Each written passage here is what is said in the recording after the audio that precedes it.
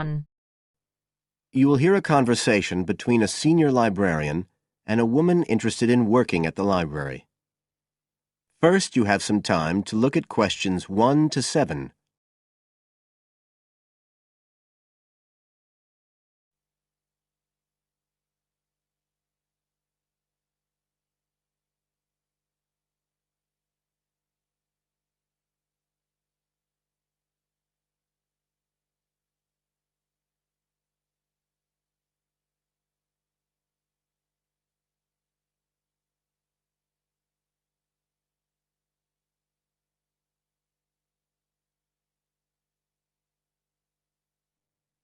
Listen carefully and answer questions 1 to 7. I'm interested in doing some work for the library. Are you the person to speak to? Yes. Right. Well, what sort of work are you interested in? Well, I've just come to live here in Australia. I don't want a full-time job until my children have settled down, but I really need to get out of the house a bit. And I heard you need voluntary workers for various projects. Right. But I don't know if I have the right skills. Well, we do provide training. Oh! We always include an orientation to the library, together with emergency procedures. That's fire regulations, emergency exits, first aid so you can cope with accidents or sudden illness. Things like that which are necessary for anyone who's working with the public.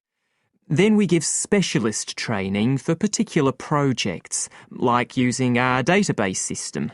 I do have quite good computer skills, in fact. Oh, great. Is there any sort of dress requirement? Well, all staff have to wear a name badge, so they can be identified if they go outside the staff-only areas. But apart from that, there aren't many regulations. We ask you to sign in and sign out for insurance purposes, but that's all. How about transport? Do you live locally? Well, not too far away. I'm at Porpoise Beach. My husband needs a car during the day, but it's only about 20 minutes on the bus.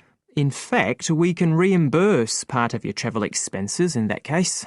Oh! Would that be the same if I came by car? No, because parking is such a problem here. One thing we are looking for, though, is someone who can drive a minibus. No problem. So, do the projects involve going outside the library? Some, yes, but not all. We've just finished one which involved working with photographs taken of the area 50 or 100 years ago. It basically involved what we call encapsulation. Putting them in some sort of covers to keep them safe? Exactly. It's time-consuming work, and we were very grateful to have help with it. Then, sometime next year, we're hoping to begin working on an initiative involving the sorting and labelling of objects relating to local history. We'll be needing help with the cataloguing. Oh, I'd definitely be interested. How about at present? Well, we have a small team who work to support those who are unable to read. Working with the blind? Yes, or other groups who have reading difficulties. We provide volunteers with equipment so that they can take books home with them and read them aloud onto CDs. We're gradually building up a collection that can be lent to those who need them. I can see it would be useful, but I'd really like to do some sort of work where I can get the chance to meet people.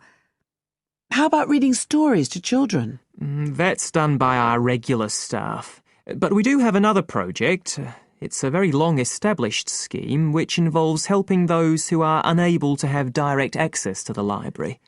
Oh, I noticed someone with a trolley of books when I was at the hospital last week. That sort of thing. That would have been one of ours, yes. It's one of our most popular services. Lots of people who wouldn't dream of going to the library normally when they're at home borrow a book when the trolley comes round the ward. I can imagine. Yes, I'd definitely be interested in that. Right, so how do I enrol? Well, we do ask all volunteers to commit themselves to a regular period each week. I could probably do 5 or 6 hours. Oh, be careful not to take on too much. But we do need someone for a couple of afternoons from 2 to 4, so 4 hours altogether. That sounds fine. Before you hear the rest of the conversation,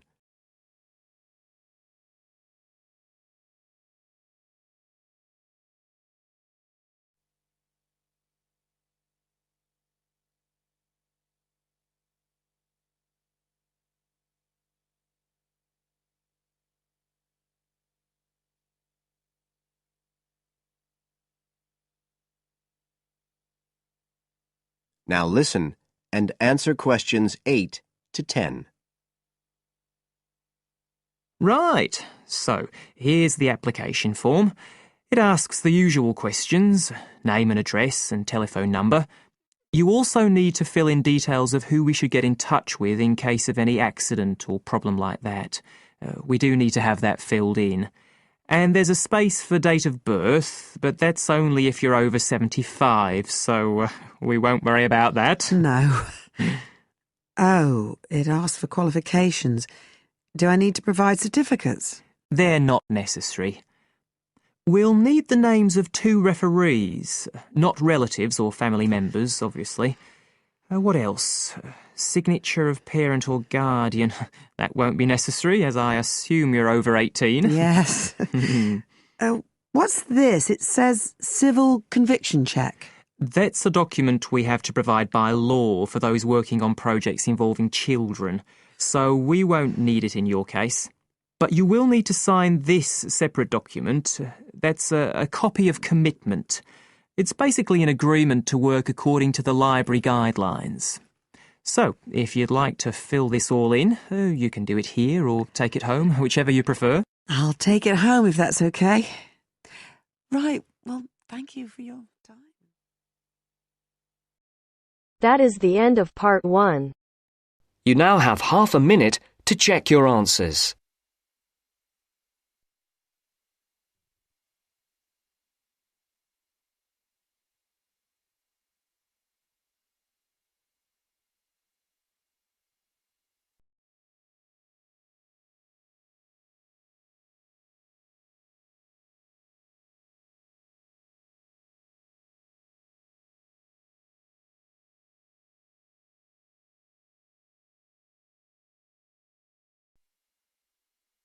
Now turns to part 2. Part 2. You will hear an extract from a talk about facilities for students with disabilities. First, you have some time to look at questions 11 to 13.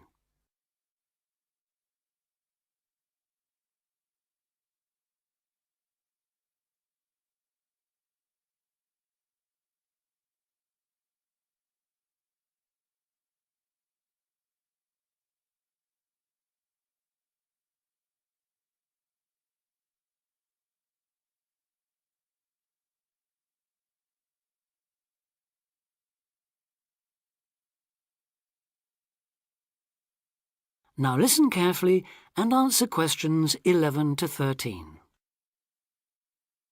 Welcome to Student Times, the programme with all the latest on what's happening at universities around the country.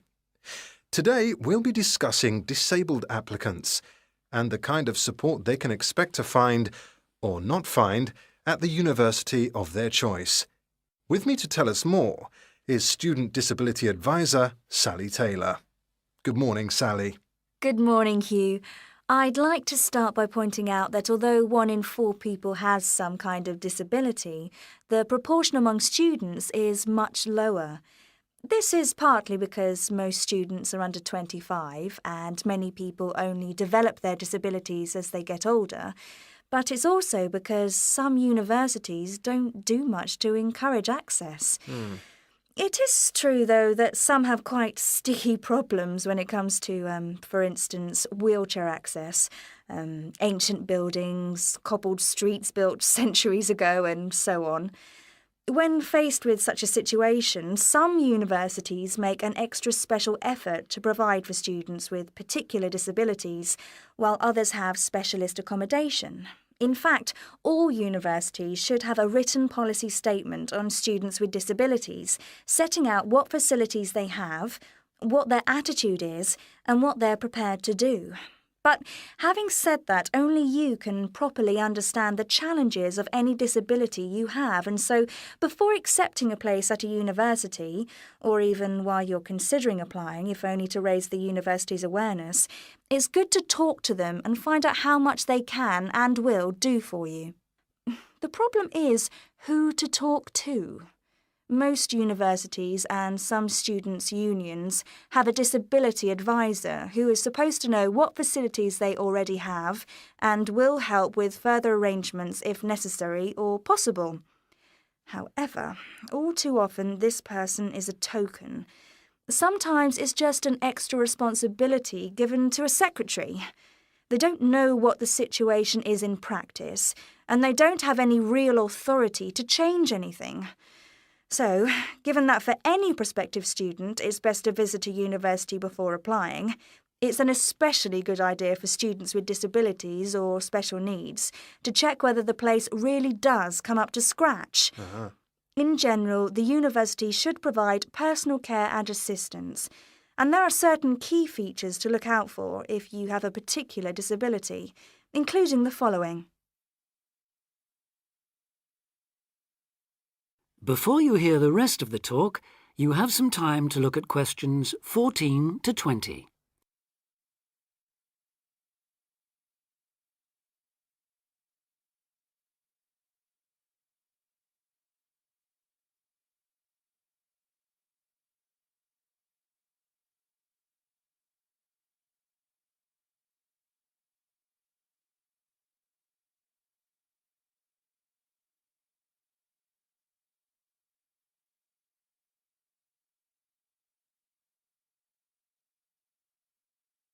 Now listen and answer questions 14 to 20. Firstly, if your mobility is impaired, check there are ramps and easy access to all buildings, not just accommodation or teaching rooms. Then, when you're inside, look for clear instructions on fire and emergency procedures for the disabled. Also, make sure there are lifts that work, not the usual ones that seem to be out of order half the time. And check for suitable lavatory facilities. There is a different set of things to look for if you suffer from any kind of hearing impairment. There should be induction loops in lecture theatres, flashing sirens in all rooms, and in accommodation, visual doorbells that light up when somebody calls round to see you. If it is your sight that is impaired, there obviously need to be braille translators of books and documents. In all buildings, the stairs, floors, doorways and windows must have clear markings, and there also have to be special fire and emergency procedures for you. If you suffer from dyslexia, you will need a computer for general use and in exams. And as exams may take you longer to complete, you should be allowed extra time in which to do so. This applies to work in general too. There are, of course, many other possible health difficulties that you may suffer from, such as diabetes, epilepsy, or heart conditions. If this is the case, check the availability of access to appropriate treatment, including medication and/or therapy. Finally, make sure that in the event of an emergency, it is clear what you and other people who may be involved have to do. That is the end of part 2. You now have half a minute to check your answers.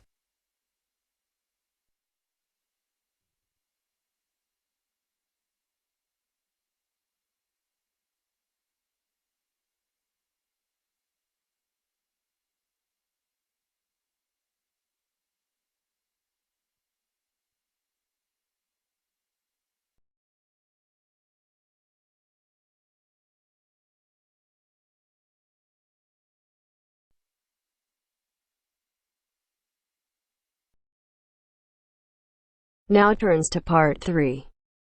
Part 3.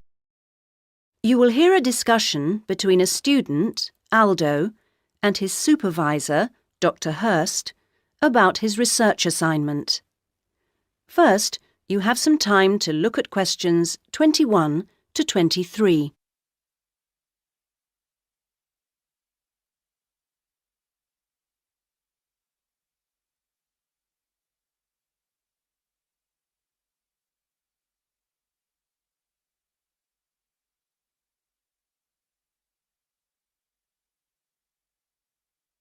Now listen to the first part of the conversation and answer questions 21 to 23.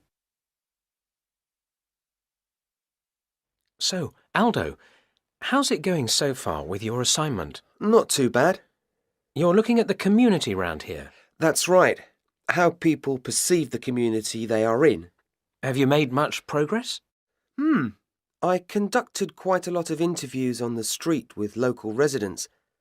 Their responses are interesting. I haven't got quite as many yet as I'd like.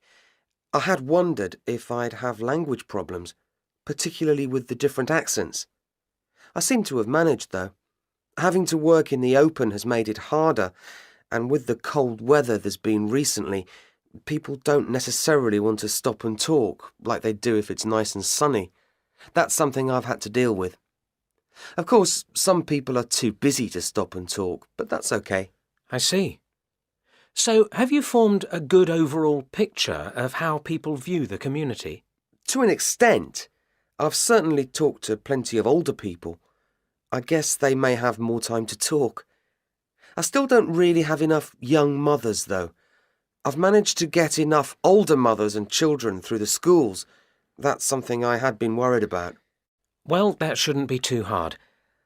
Now, how are you going to deal with all the data you've collected? That's the difficult part. I guess I need to run some analyses, but I'm rather unclear about what methods to use. You've told me you're confident about using computers, so you just need some input on choosing programs. You should attend a statistics seminar. They're held every Friday after the methodology seminars in room 105. That should help you to select an approach. Oh, good. I'll do that. Now you have some time to look at questions 24 to 30.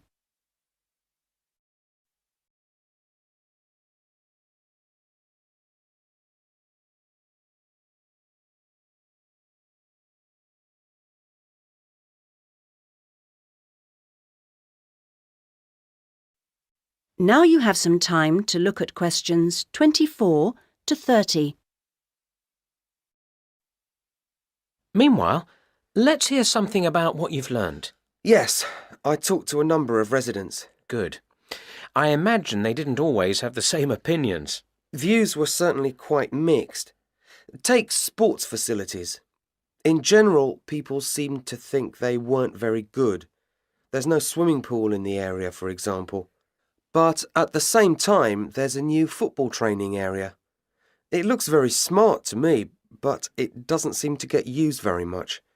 People seem to prefer sitting around in the parks. They enjoy that, taking picnics and so on. Although they want the council to be more efficient at cleaning, there's a lot of litter. People are obviously very concerned about their children's learning. The general view seems to be that early schooling at primary level is of a good standard in the area, but that this standard declines as children move up through the system. The colleges were criticised in particular. OK, now are you going to collect any more data? Some, I hope. There's a local festival next week, and I think the events there will give me some useful opportunities. I talked to a council officer about it all. Good. What does it involve? First, there's a dance show, which I'm sure I'll enjoy. The council explained that the concert hall's being renovated and won't be ready in time, so it's being held in the main square, which I think will be better anyway. At least I'll have more space to wander around in. True. And so I hope to be able to carefully watch the age groups that are there in the audience and make notes about how they interact. So that's one event. Then the following day there's another interesting event which I look forward to going along to, and that's a cookery competition. Oh yes, interesting. I think so. Yes, that one's being organised in the town hall, which has a big space apparently. With food and cooking from all the different people in the area, the council officer told me that it'll be a good chance to find out about the different cultures that make up the community. Sounds promising. Then there's one more event I'd like to go along to. The council officer promised me that the courses fair will be interesting. It's going to be in the Langtree Theatre, and the officer said lots of teachers will be there. I've already talked to plenty of them, but he advised me to put some questions to the head of education, who will also be there. That's all very useful.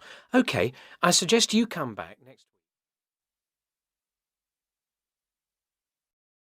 That is the end of part 3.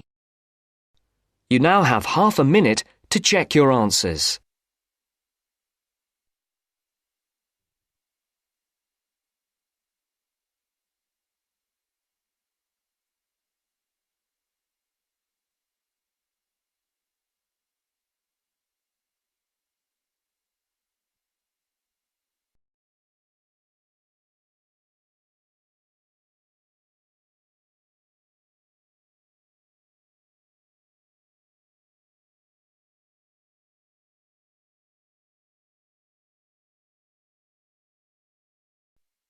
Now turns to Part 4. Part 4. You will hear an extract from a talk about student health, and specifically about ways to avoid headaches. Listen to what the speaker says and complete the summary.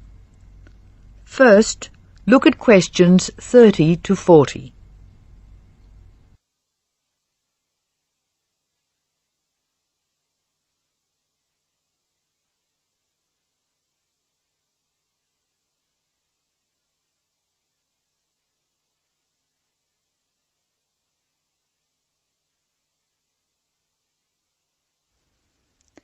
As you listen to the talk, answer questions 30 to 40. Complete the summary.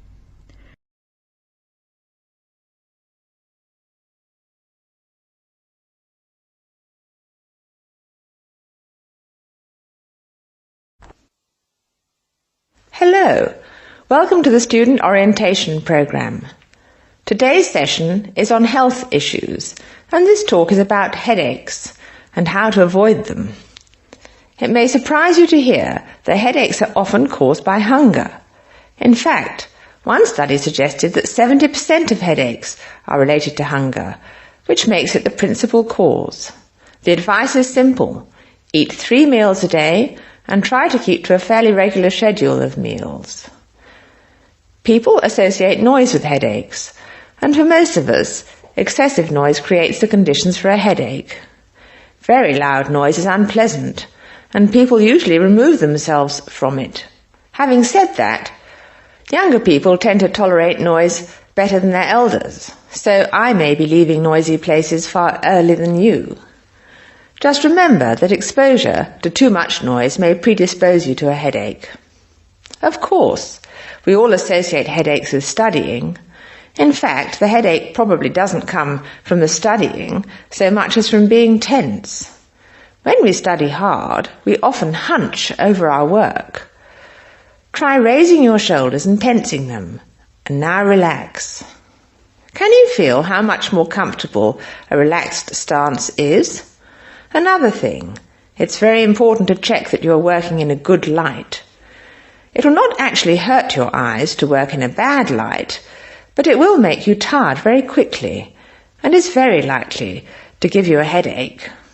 What's more, if you have the book flat on a desk in front of you, it will be harder to read, and you'll have to hold your head at an odd angle.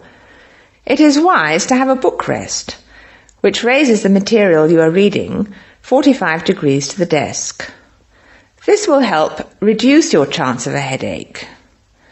Try to relax before bed, so that you will be relaxed when you try to sleep. A soak in a hot bath may be helpful. It's also important to really sleep when you go to bed. A good mattress is a wise investment for people who want to avoid headaches. This talk seems to keep coming back to tension. Tension may cause you to chew too forcefully, clench your jaw or grind your teeth, and this in turn may lead to headaches.